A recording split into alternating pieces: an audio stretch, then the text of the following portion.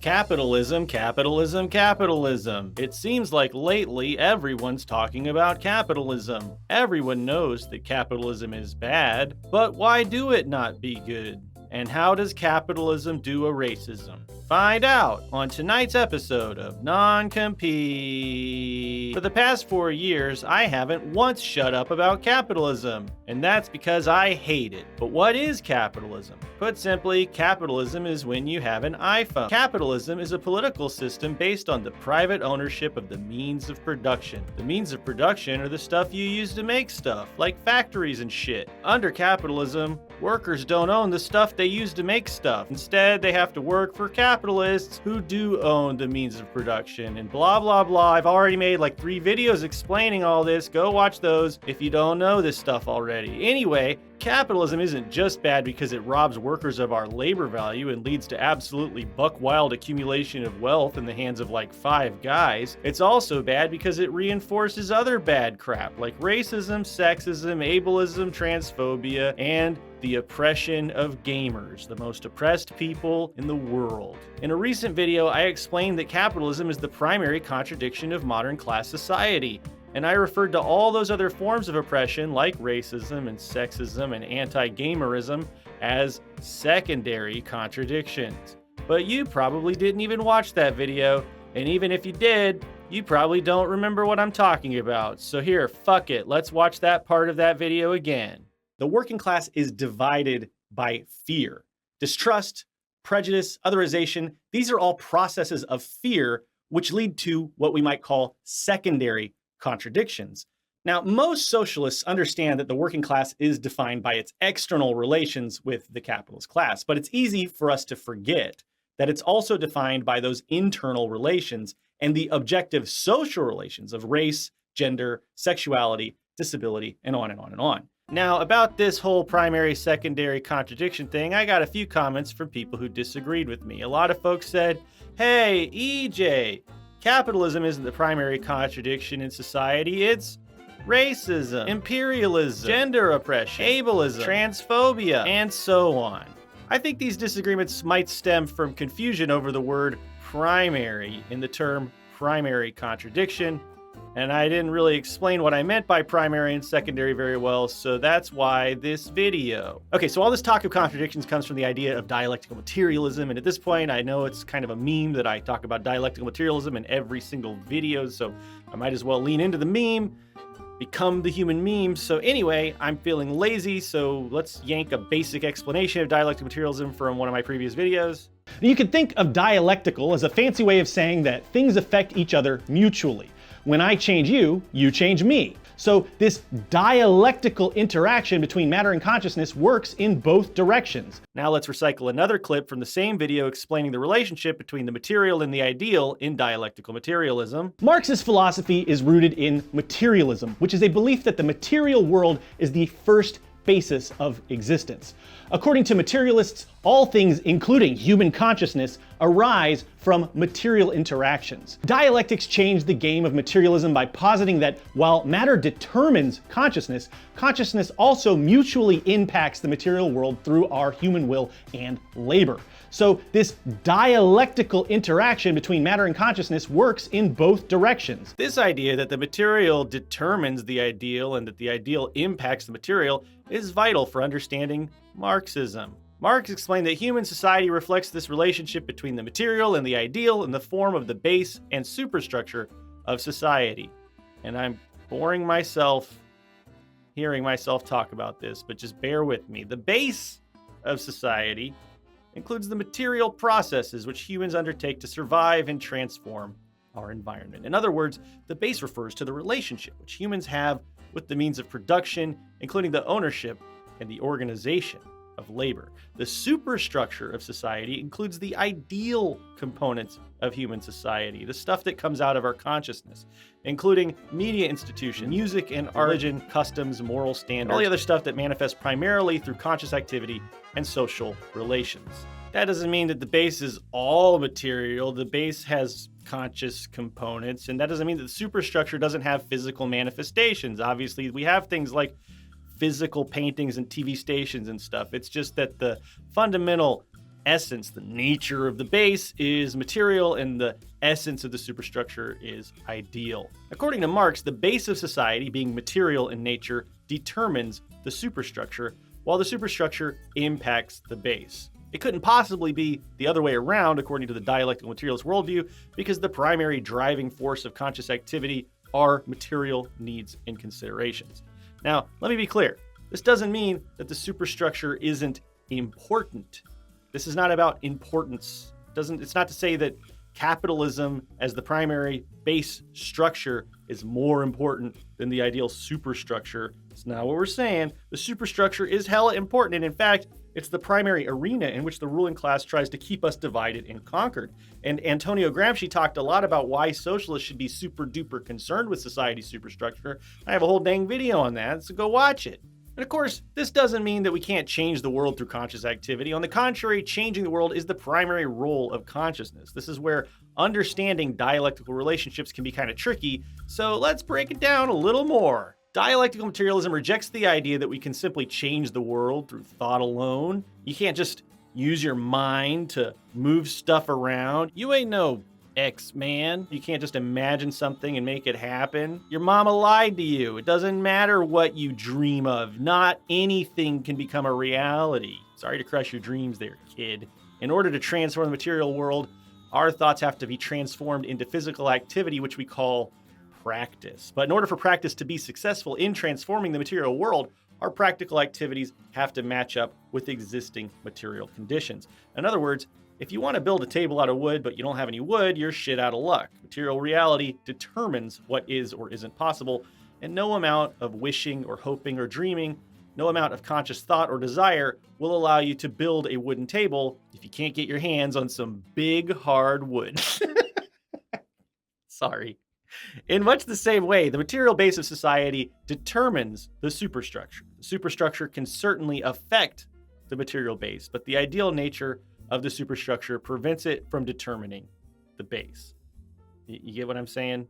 Superstructure can't determine the base. This is why we say that capitalism is the primary contradiction, which must be negated in order to end oppression in human society, because capitalism is the current material base on which all other forms of social oppression are built, and it therefore determines all aspects of the superstructure of human society, including racism, sexism, ableism, and so on. To give you a better idea of what I mean by primary contradiction, let's look at a simpler situation. Say you find yourself lost deep in the woods without any supplies. If you stay lost for a long, long time, you are eventually going to face other challenges. Eventually, you're going to need food, water, shelter. You're going to have to build a fire. You're going to need stuff to survive. In this situation, the primary contradiction which you are facing is the fact that you are lost. But being lost in and of itself won't actually harm you. You're not going to get hurt from simply being lost. It's the secondary contradictions which arise from that primary contradiction which will hurt you. Things like starving or dying of thirst or dying of hypothermia. Those are the things that might do you in. But those are secondary contradictions which are determined by the primary contradiction of being lost. Being lost determines the manner in which you are suffering in all those other ways. If you weren't lost, if for instance you were at home or, at your mom's house, like I was last night, you would be facing a much different set of circumstances. But out there in the wilderness, you can't focus only on the primary contradiction of being lost. You need to worry about all those other secondary contradictions just to survive. You have to find food and water. You have to build a shelter. All those secondary contradictions will impact the primary contradiction. For instance, if you're hungry and cold, it'll be much more difficult to eventually find your way out of the forest and back to civilization. So being lost in the woods, you have to manage and balance your activities to address both the secondary contradictions and that primary contradiction of being lost. If you never negate the primary contradiction of being lost, the chances that you will succumb eventually to all those secondary contradictions will increase more and more over time, decreasing your chances of survival. But if you don't work to manage those secondary contradictions, you're screwed anyway. Of course, working to resolve those secondary contradictions will improve your chances of eventually negating the primary contradiction of being lost. If you can feed yourself, find clean water, and get some rest and a nice shelter by a nice warm fire, then you'll be able to focus more on getting rescued or finding your way home. So the primary contradiction determines the other problems you're going to have, and those secondary contradictions will impact back on your primary contradiction situation. So when we say primary contradiction, we're talking about the contradiction which determines all those other contradictions which you face. The primary contradiction explains how and why secondary contradictions exist. There are many reasons a person might be hungry and many ways in which hunger can manifest. If you're hungry because you're lost in the woods, then your hunger has different characteristics than, say, a malnourished, houseless person in the middle of a city. And your solutions to those problems will differ as well. A houseless person will likely need to find money to purchase food. They might go dumpster diving. They have different ways of trying to solve that problem, whereas someone lost in the woods will need to secure food by hunting, gathering plants, making an AFK fish farm, stuff like that. The primary contradiction, therefore, determines the nature of the secondary contradictions. Capitalism, being the material base of society, is therefore the primary contradiction which the working class faces. Capitalism determines all other forms of oppression. Take, for instance, racism. In modern society, racism is a hierarchical caste system which gives white people certain privileges that non-white people don't have, and it creates problems and barriers and dangers that non-white people face that white people face either not at all or much less. That's an oversimplification of a very complicated system, but you know what I'm talking about. You know what racism is anyway. Here's the thing about race. Race itself is a social construct. There's no material basis for race. Race certainly exists, but it only exists because humans believe it exists. It only exists as a set of social relationships which humans have with one another. We call this an objective social relationship. An objective social relationship exists objectively, meaning that it has real consequences and manifestations in real life, but it does not exist in any material form. You can't touch or feel race, but race affects our lives in countless ways. To put it another way, race isn't real, but racism is real and has very real effects on human beings in human society. In this sense, racism is a system that is idealist in the sense that it's a form of consciousness which inaccurately reflects material reality. There is no biological material basis for race. It's a figment of our imaginations in the worst possible way. But there must be some material basis for race in the sense that there must be some material reason human beings decided to create the social construct of race and racism in the first place. Under capitalism, the material drive which led to the formation of systemic racism is capital accumulation. The ruling class developed racism in its current form as a way to make themselves more wealthy. Basically, racism benefited early capitalists a lot. They could enslave black people and morally justify it with racist pseudoscience, religion, and philosophy, and that made a lot of capitalists very wealthy. They could divide the working class along race boundaries and get away with paying non-white workers a lot less, which kept working class movements from rising up and overthrowing capitalism. And they could buy the allegiance of white workers with what W.E.B. Du Bois called the wages of whiteness, which eroded class consciousness and, again, fractured and divided the working class. And for this reason, capitalists have to this day a vested interest in building and embedding racism into the superstructure of human society. If we ask how and why racism exists, the way in which it exists, the answer we arrive at is capitalism. This means that capitalism, as the primary contradiction of human society in its current form, and as the material basis for society, determines the secondary contradiction, which is the superstructural social construct which we call racism. This doesn't mean that capitalism is more important than racism. In fact, for many people, racism is the most important form of oppression which they face in their daily lives. For a concrete and pretty much undeniable example of this, let's take a look at the historical phenomenon of chattel slavery. Up until the US Civil War, this system of slavery flourished in the southern United States. Millions of human beings were enslaved and treated with the utmost brutality for generations. There's no denying that this system of oppression was far more oppressive than the wage system of capitalism, which affected white workers in those days. And there's no denying that this system was a manifestation of racism, which placed white people in a position of power over black people in society. But even though racism during the time of slavery was so brutal and so oppressive, arguably the most oppressive system in the history of capitalism, it would still be considered a secondary contradiction according to dialectical materialism. That is to say, the driving force which led to the establishment and development of chattel slavery was material greed and capitalism. White people didn't import slaves because they were racist. Instead, racism and the very social construct of whiteness and race as we know it today developed to justify and uphold the system of slavery, which made capitalists wealthy through exploiting slave labor. In a very real way, capitalism drove white people to develop racist attitudes, ideology, and social constructs so that capitalists could make more money through capitalism. The cotton industry drove the development of early capitalism as textile mills needed more material to generate more profits. And so the cotton plantations, which sprang up all over the southern United States, were driven by the labor of enslaved people. And racism was used to justify this enslavement. And racism was used to keep white workers docile and complacent with capitalism. And this has developed and developed through the centuries. Before capitalism, prejudice and bigotry certainly existed throughout the world and throughout history. But when capitalism became the economic base of society, it determined the way in which bigotry would manifest, specifically by catalyzing this invention of race and, by extension, racism. Today, capitalism continues to determine the ways in which racism manifests in the superstructure of society, and racism has developed a lot. The police, who murder and oppress black people across the USA, exist primarily to reinforce the class interests of the bourgeoisie. I have a whole video series on that, give it a watch.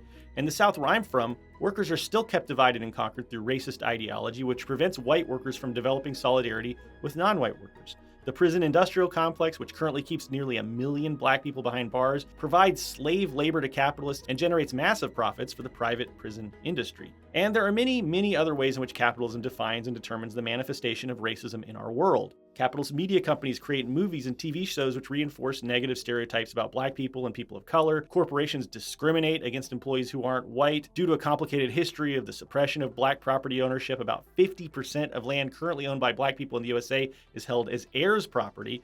Heirs property has fewer protections under the law, which allows predatory corporations to seize land from black families at cut-rate prices. Capitalist imperialism severely limits the economic development of predominantly non-white countries throughout the global south. The list goes on and on. There may have been bigotry and prejudice before capitalism, but racism, as it exists today, in the way it exists today, exists in that manner because of the capitalist base of society. Again, this doesn't mean that capitalism is more important than racism. For black people who have been imprisoned or lost family members due to racism, racism is probably a much more immediate and pressing concern. Just as in our example of being lost in the woods, finding water or food or building a fire might be a more pressing or immediate concern than negating that primary contradiction of being lost. But all the same, it is the capitalist base of society which determines the ways in which racism manifests in our daily lives. And as long as capitalism exists, racism is likely to continue developing, oppressing, and causing so much suffering and death around the world. Of course, racism also impacts capitalism. That's the nature of dialectical relationships. Racism provides capitalists with cheap labor, such as non-white migrant workers or people of color in factories working for pitifully low wages in imperialized countries. Racism dissolves solidarity among the working class by dividing and conquering workers of different races. And there are all these other ways in which racism affects the ways in which capitalists do a capitalism. So racism and capitalism have this dialectical relationship in which capitalism determines the nature of racism, but racism also impacts capitalism. And this all applies to every other secondary contradiction. Every other form of oppression is ultimately determined by the capitalist base of human society, by the material phenomenon of capitalism, by the relationship we have with the means of production. For example, ableism is determined by capitalism. Many of the problems disabled people face in capitalist society are determined by the fact that disabled people aren't considered valuable by capitalists because they don't tend to be able to produce as much labor value for capitalists to steal. This means that disabled people are overlooked and, in essence, discarded in capitalist society. Disabled people tend to be poor and powerless precisely because of the dialectical relationship between capitalism and ableism. Disabled folks don't tend to be a priority for politicians in bourgeois democracies who heavily favor the interests of wealthy capitalists and corporations because disabled people can't afford the massive lobbying groups, huge campaign contributions, and heavy-hitting super PACs which capitalists use to buy the loyalty of bourgeois politicians. So this all sounds pretty shitty, right? We have a working class which is fractured and divided through all these secondary contradictions, and these immediate concerns of the most oppressed tend to revolve around our secondary contradictions. Disabled people tend to be immediately concerned with combating ableism. Trans people tend to be immediately concerned with battling transphobia. Black people must fight racism every day for their survival, and this leaves precious little time, resources, or energy for fighting that primary contradiction of capitalism. Right? Well, that's what capitalists are banking on. That's why capitalists work so hard to exacerbate tensions and divisions by throwing gasoline on the fires of secondary contradictions. But the good news is, this dialectical relationship between secondary contradictions and the primary contradiction of capitalism can be used against the ruling class. My partner Luna explained this all in great detail in a recent article she wrote. I highly recommend you check it out. But to put it simply, working to negate secondary contradictions will inherently weaken capitalism. Look at it this way. Capitalism reinforces and is reinforced by secondary contradictions. So every victory we can claim against a secondary contradiction is a blow to capitalism. This is why class reductionism is a terrible idea. Class reductionism is the idea that we should only focus on capitalism alone and ignore all other forms of oppression.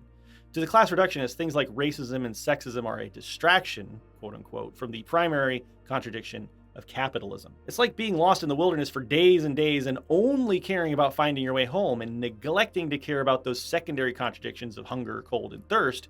You're going to die before you ever make your way to safety. So class reductionism and any other analysis which focuses on only one piece of this puzzle of oppression which we face under modern capitalism is a dead end. Focusing only on class and ignoring internal divisions of the working class like racism, transphobia, and ableism will get us nowhere because it is a form of false consciousness. It pretends that the working class is already united when indeed it is not. In his book Ethics in Progress, Marxist ethicist Howard Selsom wrote, "One certain way not to achieve progress is to think and speak of such ethical values as right, freedom, equality, or justice as conditions that exist rather than as demands to be struggled for. Such an approach is bound to end in social stagnation and moral hypocrisy. That is why the present or any other free world is a misnomer and a contradiction in terms. Such ethical terms have meaning only as demands, aims, or goals, not as descriptions of an existing state of things." Karl Marx also knew that the working class is not yet united, that it merely had the potential to be united, and that pretending it is united already is a form of false consciousness, as he wrote in The German Ideology. Competition separates individuals from one another, not only the bourgeois, but still more the workers, in spite of the fact that it brings them together. Hence, it is a long time before these individuals can unite. Hence, every organized power standing over against these isolated individuals who live in relationships daily reproducing this isolation can only be overcome after long struggles. To demand the opposite would be tantamount to demanding that competition should not exist in this definite epoch of history, or that the individuals should banish from their minds relationships over which, in their isolation, they have no control.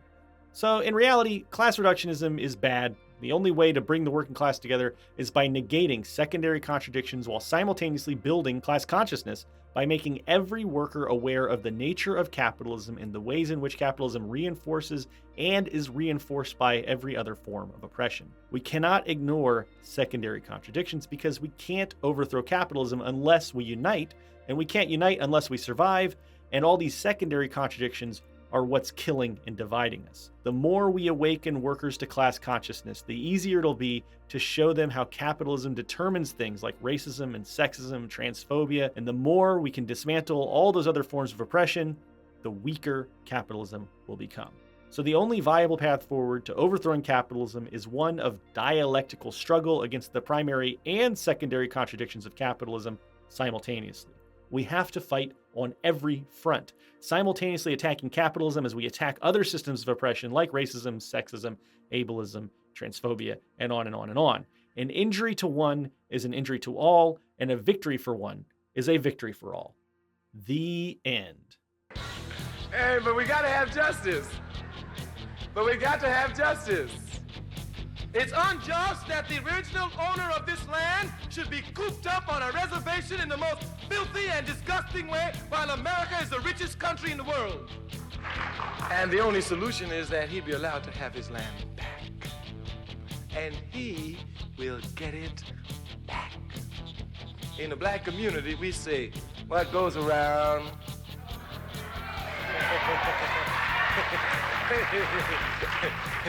it's dialectical. As the peoples of the world cut off more and more the arms of the octopus of America, its resources will become less and less. The capitalist interest inside will then have to turn on the workers inside to exploit them more and more. As that exploitation occurs more and more, the workers will begin to fight to maintain what little interest they have. The strikes that you're seeing occurring in such frequency in this country, which they play down, the strikes which are by the rank and file, even against the advice of the leadership, is a clear example of the beginnings of those struggles. Yes, it is.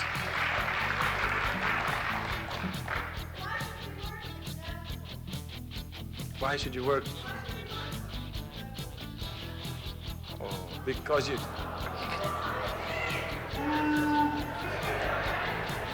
Well, the reason why you should work for it is because Elridge Cleaver said, if you're not part of the solution... In America, of course, we're told that there's art for art's sake and culture for culture's sake, but what they really mean is art for money's sake and culture for money's sake. Art, of course, and culture must be used to inspire the people, to push them forward, to build higher civilizations. Thus, the role of the artist in the society would be to, through his art and through his culture, to point out the contradictions in the society, push the consciousness of the people, and constantly pushing them towards humanity.